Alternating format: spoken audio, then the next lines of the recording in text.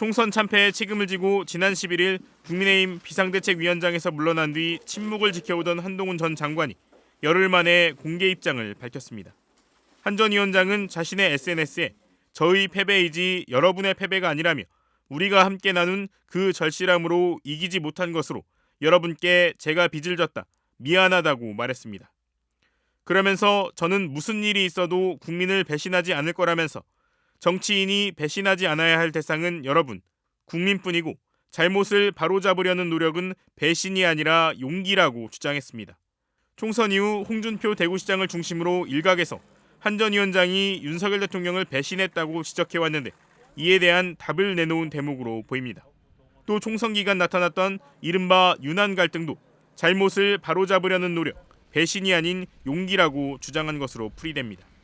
이어 한 전 위원장은 정교하고 박력 있는 리더십이 국민의 이해와 지지를 만날 때 난관을 헤쳐나갈 수 있는 신념을 가지고 있다며 정교해지기 위해 시간을 가지고 공부하고 성찰하겠다고 밝혔습니다.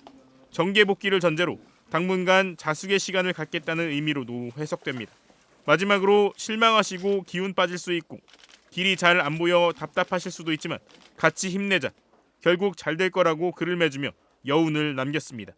앞서 한 전 위원장은 지난 11일 비대위원장직에서 물러나며 정치를 계속할 것인가라는 질문에 저는 제가 한 약속을 지킨다고 말한 바 있습니다. 그 뒤 국회 앞에는 한 전 위원장에 대한 지지를 표현하며 정계 복귀를 바란다는 화환이 연이어 도착하기도 했습니다. 이틀 전 윤석열 대통령과 만찬 회동을 가진 것으로 알려진 홍준표 대구시장이 다시 한번 한동훈 전 국민의힘 비상대책위원장을 비판했습니다. 홍 시장은 자신의 SNS를 통해 참 소설도 잘 쓰고 있다며 집권당 총선을 사상 유례 없이 말아먹은 그를 당이 받아들일 공간이 있겠냐고 말했습니다.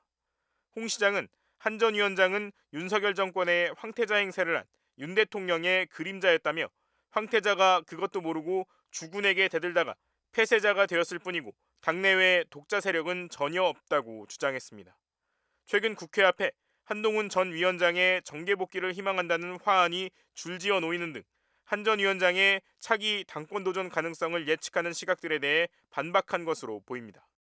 홍 시장은 이제 소설들 그만 쓰시고 앞으로 우리가 전열을 재정비하고 다시 일어설 수 있도록 도와주는 것이 한국 보수 우파가 살아날 수 있는 길이라고 덧붙였습니다.